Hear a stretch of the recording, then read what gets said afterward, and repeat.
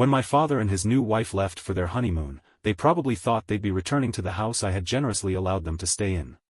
They expected to come back, unlock the door, and continue making themselves comfortable as if it belonged to them. But I made sure that would never happen. This house isn't theirs. It's mine. And when they decided to leave me behind without so much as a word, they showed me exactly how much I mattered to them. So, I returned the favor. But let me start from the beginning. My mother passed away a little over a year ago. It still doesn't feel real sometimes. She had a stroke at just 47 years old. It happened so suddenly that I didn't even have time to process what was going on. One day, we were talking about me coming over for dinner, and the next, she was gone. After my parents divorced when I was 7, my mom and dad had split custody of me. I spent half the month with her and the other half with him. But even as a kid, I always felt more connected to my mom. She understood me in ways my dad never did. She made time for me, listened to me, and put my needs first. My father, on the other hand, was always too busy for that. It seemed like his job and his social life always came before me. Even when we spent time together, I could tell his mind was elsewhere. I think that's why the divorce didn't really upset me as much as it should have. As long as I had my mom, I was okay. But now, she was gone. What I hadn't expected, though, was that she had left me something behind, the house. It turns out, my mother had planned ahead for situations like this. Even before she passed, she had made arrangements to make sure I'd be taken care of. She had written up a will and ensured that I would inherit the house where I had spent most of my childhood. She didn't want me to be left with nothing. At first, I was overwhelmed. Moving into the house alone felt daunting, especially while I was still grieving. But at the same time, it made sense. This was where I had grown up. It was home. And I wasn't ready to let go of that just yet. So, I made the decision to stay. I found a stable job that wouldn't require me to relocate, and I settled in, trying to build a life on my own. But not everyone was happy about my decision. When my dad found out that the house had been left to me and not him, he wasn't exactly thrilled. My parents had originally bought the house together when they were still married, but after the divorce, it became my mother's. She was the one who had sacrificed her career to raise me while my dad focused on his work. She was the one who stayed behind to keep the house running while he moved on with his life. In my eyes, it was only fair that the house remained hers. But my father didn't see it that way. After the divorce, he hadn't fought to keep the house because it meant he didn't have to pay alimony. But now that my mother was gone, he seemed to think the house should automatically become his again. When he realized that wasn't happening, he made sure I knew how disappointed he was. At the funeral, he and his new wife, Lisa, acted supportive. They comforted me, told me they were there for me, and put on a good show. But underneath that, I could tell my dad was holding back frustration. And once the funeral was over, that frustration became obvious. He didn't outright demand the house from me, but I could tell that's what he wanted. He kept bringing up how he and my mother had bought it together. How he had been the one working to afford it. How it didn't feel right for him to be shut out of the home where he had spent years of his life. I didn't care. The house belonged to my mother, and she had left it to me. That should have been the end of the conversation. But my dad had other plans. 6 months ago, my father called me out of the blue and told me he had big news. He and Lisa were getting married. I had known Lisa for about 2 years at that point. She was about 10 years younger than my dad and had 2 daughters from a previous relationship. When my dad first introduced her at a Christmas gathering, I had been surprised. He had never brought a girlfriend to family events before. But I made an effort to be polite. Lisa seemed nice enough, and while her daughters were shy, they weren't rude. We all got along fine. So, when my dad announced their engagement, I wasn't against it. I congratulated them and assumed that was that. But then, my dad asked me for a favor. He wanted to stay in my house before the wedding. According to him, it didn't make sense to waste money on a hotel when I had a house with extra rooms. Since Lisa's daughters were homeschooled, there wouldn't be any school-related disruptions. It would only be for a few weeks. At first, I was hesitant. But then I thought about how lonely I had been since my mom passed. Maybe having people around wouldn't be such a bad thing. So, I agreed. At first, it wasn't terrible. My dad and Lisa were polite, and her daughters mostly kept to themselves.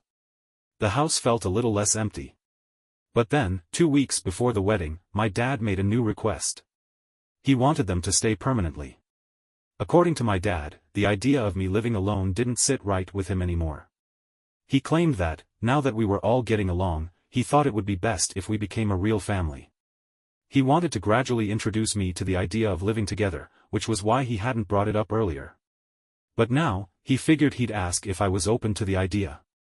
I almost said yes. A part of me wanted to. I had been feeling lonely, and I had always wanted a family that actually cared about me. But something felt off. It was too sudden. Too convenient. My dad had never been this interested in living with me before. And I couldn't ignore the fact that, just months ago, he had been upset about not inheriting the house. I told him I needed time to think about it. He didn't like that. The wedding went smoothly. I tried to push aside my worries and enjoy the celebration. Afterward, they were supposed to stay for a few more days before heading back home. But then, something strange happened. 2 days after the wedding, I woke up and they were gone. No note. No text. No goodbye. At first, I thought maybe they had just gone out for a while. But as the hours passed, I started getting concerned. I called them, no answer. When Lisa finally picked up around noon, she casually informed me that they had left for their honeymoon. And they hadn't thought to tell me. I could barely process what Lisa had just told me. They had left for their honeymoon. And they hadn't bothered to tell me. I sat there, phone pressed against my ear, trying to wrap my head around it. Wait, so you just left? I finally asked. Without saying anything. Lisa let out a casual laugh, as if I had just asked her something ridiculous. Oh, don't make such a big deal out of it, she said. We were in a rush, and we just forgot to mention it. Forgot to mention it. They had been living in my house. They had spent the last month acting like we were becoming one big happy family. And then, when they decided to leave, they couldn't even take 30 seconds to send me a text. How long are you going to be gone? I asked, trying to keep my voice calm. A week, maybe more, Lisa replied nonchalantly. Depends on how things go. That was it. No apology. No acknowledgement that it was incredibly rude to vanish without a word. And then, just when I thought the conversation was over, Lisa hit me with something that made my blood boil. Oh, by the way, she added, her tone shifting into something sharper. Make sure the house is clean by the time we get back. It was kind of messy when we left. That was it. That was the moment I decided they wouldn't be coming back to my house.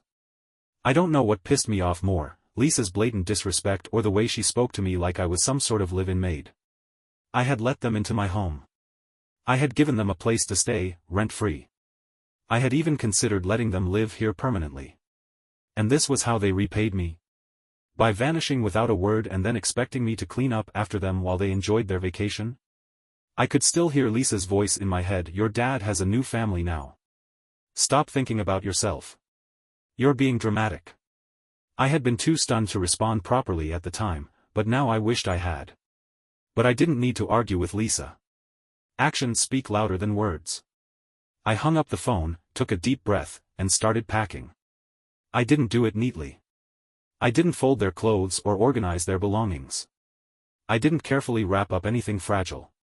I shoved everything I could find into cardboard boxes as sloppily as possible. Lisa's expensive handbags? Into the box. Her daughter's books and clothes? Thrown in without a second thought. My dad's old shaving kit that he left in the bathroom? Tossed right on top. The more I packed, the angrier I got.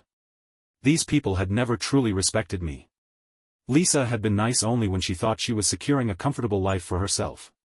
And my dad? He never cared about me when I was growing up, so why had I thought he would start now?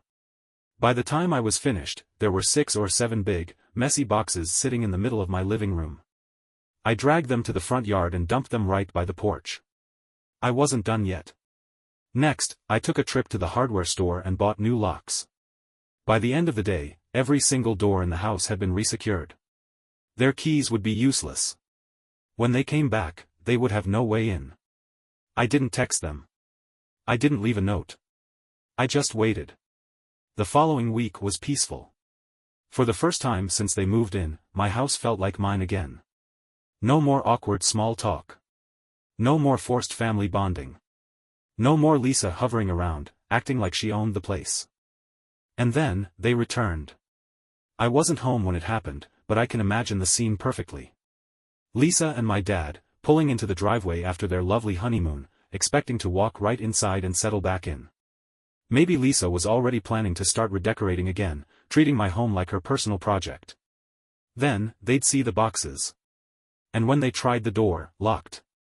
I had left work early that day, knowing it was about time for them to return. The moment I pulled into my driveway, my phone started ringing. It was my dad. I let it ring. Then, a second call. Then a third. By the fourth call, I picked up. "What the hell is this?" he yelled before I could even say hello. "Your stuff," I said calmly. "I figured you wouldn't need it inside anymore." There was a brief silence on the other end. Then, a low, frustrated laugh.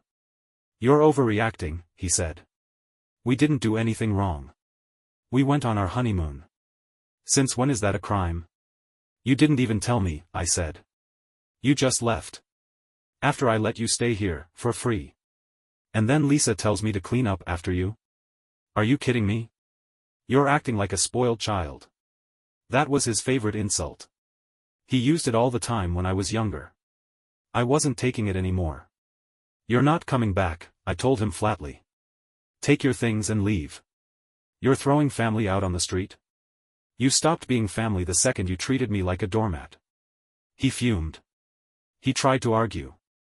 But in the end, he had no power here. The house was mine, and he knew it. I hung up on him and ignored the rest of his calls. That night, I went to bed knowing that, for the first time in a long time, I had made the right decision. I thought that would be the end of it. I was wrong. At midnight, my phone rang again. I groggily reached for it, expecting my dad, but this time, it was Lisa. I almost didn't answer. But curiosity got the best of me. The moment I picked up, her voice was soft. Apologetic. Completely different from the last time we spoke. "I just wanted to say I'm sorry," she began. "I shouldn't have spoken to you like that. I didn't mean to hurt your feelings. Can we just start over? I didn't say anything. I know we got off on the wrong foot, but I really do want us to be a family. I'd love to have another chance to fix things between us." If she had called me with this speech a week ago, maybe I would have believed her. Maybe I would have let them stay. But now? It was too late. I sighed. "Lisa," I said flatly, "you're only apologizing because you have nowhere else to go." Silence. Then, she let out a quiet, awkward laugh. "That's not true." "Cut the act," I interrupted. "I'm not stupid. If you really cared about making things right, you would have apologized before I kicked you out. You only want a second chance because you need a place to live." She tried to protest, but I wasn't listening anymore. "Don't call me again," I said. Then, I hung up. That was the last time I spoke to Lisa. The next morning, my dad tried one last thing. He called again, but this time, he wasn't just angry. He sounded desperate. He had one final trick up his sleeve. He was about to reveal the real reason why he had been so determined to move in. The morning after Lisa's pathetic midnight phone call, my dad tried again. When I answered, his voice was different. He wasn't yelling this time. He wasn't even angry. He sounded exhausted. Defeated. "I just want to talk," he said. I almost hung up right then and there. I had already made my decision. What was there to talk about? But something about his tone made me pause. "Fine," I said. "Talk." There was a long silence before he finally spoke. "I lost my job," he admitted. I felt my stomach drop. Not out of sympathy, but because I immediately knew what this meant. This was never about family. It was never about him wanting to be closer to me or take care of me. He had been homeless. It turns out, my dad had been fired months ago. Long before he and Lisa got married. He never told me. Instead, he had been living off his savings, pretending everything was fine.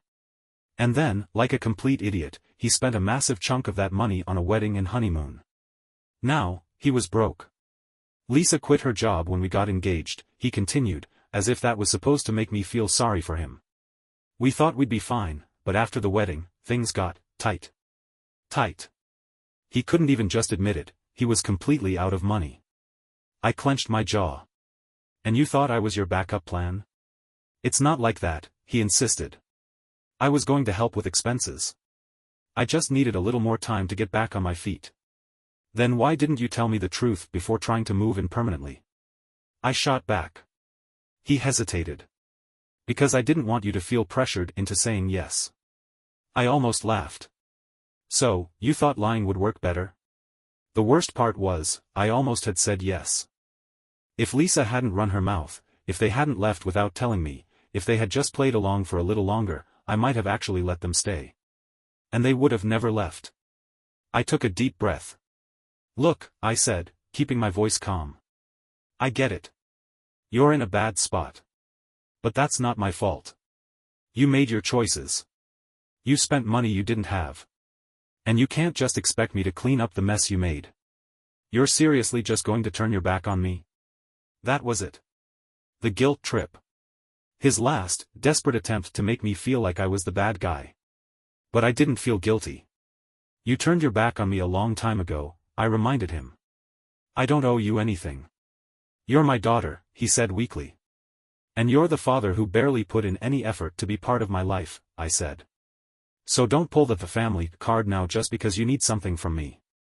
Silence. I could hear him breathing heavily on the other end of the line, probably trying to come up with something, anything, to change my mind. But I was done. If you call me again about this, I said, I'm blocking your number. And then I hung up. I didn't hear from my dad for a few days after that. But then, something interesting happened. Lisa texted me. Except this time, she wasn't pretending to be nice. I don't know if my dad had told her about our conversation or if she had just reached her breaking point, but the message she sent me was, unhinged. Lisa, wow. So I guess you really don't care about your own father. Unbelievable. I rolled my eyes. Lisa, do you even understand what you're doing? You're ruining his life. He gave you everything, and this is how you repay him? Everything? He barely even gave me the bare minimum growing up. I ignored her messages at first, but she just kept sending them. Lisa, you're being so selfish. You have a whole house to yourself, and you're just letting your dad suffer? Lisa, I hope you know that karma is real. Lisa, you'll regret this one day. That was the last one before I finally blocked her. But I couldn't stop thinking about it. Lisa wasn't mad that I kicked them out. She wasn't even mad that I had refused to let them move back in. She was mad because she had just realized that I was never going to change my mind. A week passed.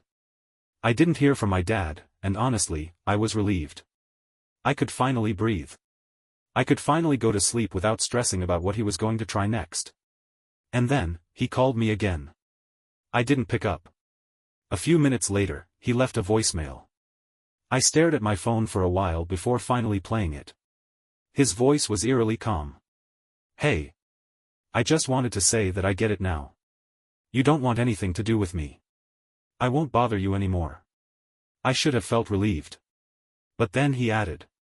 Just, remember that you did this. Remember that when I leave this city, you're the reason I had no other choice. And then the voicemail ended. My dad and Lisa left town the next day. But of course, they didn't just leave quietly. They had to make sure I knew they were leaving. Lisa texted me one last time, this time from a different number, since I had blocked her before. Lisa, just so you know, we're going back to Austin. My ex has agreed to pay for our plane tickets, and we'll be staying with him. My jaw clenched. Of course. Lisa's ex, the father of her daughters, had decided to step in. He had apparently realized that he needed to be more involved in his kids' lives. Yeah, right. I had a feeling that Lisa had simply convinced him to pay for everything. Just like she had tried to manipulate me. Lisa, I hope you enjoy being alone. Don't come crawling back to us when you finally realize what you've done. I didn't respond. Instead, I blocked her again and went on with my day. For the first time in months, I truly felt free. No more stress. No more manipulation. No more worrying about whether my dad was going to try another scheme to get into my house. I was finally done. I won't lie, sometimes, the loneliness still hits me. I miss my mom. I miss having someone who actually cared about me. But you know what? I'd rather be alone in my house than surrounded by people who only see me as a backup plan. And at the end of the day, I know one thing for sure. I made the right choice. My father and Lisa were gone. For the first time in months, my house was mine again. No more stress, no more manipulation, no more fake family dynamics. And yet, as much as I wanted to move on, a small part of me couldn't stop thinking about everything that had happened. Maybe it was because my father had made such a spectacle of his departure. Or maybe it was because, deep down, I knew it wasn't really over. I had a feeling he wasn't going to let things go that easily. And I was right. Update 1. 3 weeks after my father left, I got a call from an unknown number. At first, I ignored it. But when it rang again a few minutes later, curiosity got the best of me. I answered. Dad. There was a long pause before he spoke. You finally picked up, he muttered. I sighed. What do you want? Another pause. I miss you, kiddo, he said, his voice quieter than I had ever heard it. I miss our family. I almost laughed. The one he barely acknowledged when I was growing up. The one he tried to force on me when he needed a place to stay. He had never made an effort to be a real father. And now, after everything, he expected me to believe that he suddenly cared? I stayed silent. You're my daughter, he continued, as if that was supposed to mean something now. I don't want to lose you over something stupid. Something stupid. You tried to manipulate me into letting you move in, I reminded him. Lisa treated me like garbage. And when I finally stood up for myself, you both acted like I was the problem. I was desperate, he admitted. I wasn't thinking straight. I didn't want to be homeless. That's not my problem, I said flatly. I know, he said quickly. I know that now. Look, I've had some time to think. I just want to make things right. I should have hung up right then and there. But a small part of me hesitated. What if he really was sorry? What if, for the first time in his life, he actually meant it? Dad, I said carefully. Are you still with Lisa? Silence. Then, a long sigh. No. I should have seen it coming. Lisa had used my dad, just like she had tried to use me. And the moment she realized he couldn't provide the comfortable life she wanted, she left. She went back to her ex, my dad admitted bitterly. The guy who paid for our plane tickets. Turns out, she never really cut ties with him. I didn't say anything. Guess I was just a stepping stone, he added. A way for her to make him jealous or something. I don't know. I don't really care anymore. I had to give Lisa credit, she had played her cards well. She had 2 backup plans, my father and her ex. When my dad's situation went south, she smoothly transitioned back to the other guy. She hadn't even tried to keep up the act with me. That's how little I had mattered to her. And my dad? He had been so sure that Lisa was his future. That they were meant to build a life together. And now he had nothing. So, what now? I asked. I don't know, he admitted. I just wanted to talk to you. I thought maybe we could. No. He stopped. No? I don't want a relationship with you, I said, keeping my voice steady. I don't trust you. And I don't think I ever will. He didn't try to argue. He just let out a shaky breath. I get it, he murmured. I deserve that. Yes. Yes, he did. I closed my eyes and took a deep breath. Take care of yourself, Dad, I said. Goodbye. And then I hung up. After I ended the call, I went straight to my phone settings and blocked his number. I didn't want to hear from him again. No more guilt trips. No more fake apologies. No more attempts to worm his way back into my life. It was over. For real, this time. The next few weeks felt surreal. For so long, my life had been consumed by this mess. The stress of losing my mom. The shock of inheriting the house. The betrayal of my dad and Lisa trying to take it from me. And now? Now, there was just silence. At first, I didn't know what to do with it. I kept waiting for another phone call. Another text. Another dramatic declaration about how I had ruined everything. But they never came. For the first time in a long time, I felt free. Looking back, I see things so much more clearly now. I spent years hoping my father would change. That one day, he would finally see me, not as an inconvenience, not as a backup plan, but as his daughter. But that was never going to happen. And that's okay. I don't need him. I have my own life now. My own home. My own freedom. And I won't let anyone take that from me again. Ever. Update 2. It's been several months since all of this happened. I still don't know where my dad is. I don't care. Lisa and her ex are apparently back together, but I doubt it will last. She's too much of a snake to stay in one place for long. As for me, I'm doing better than ever. I've reconnected with old friends. I've started making plans for the future, something I couldn't do when I was constantly being dragged into my father's mess. Most importantly, I've learned that being alone isn't a bad thing. Because I'm not really alone. I have people who actually care about me. Friends who check in, coworkers who respect me, a life that I've built for myself. I don't need fake family members. I don't need manipulative relationships. I just need me. And for the first time in my life, that's enough. Thank you for watching the video, like it if you watched the video to the end and don't forget to subscribe. Have a nice day.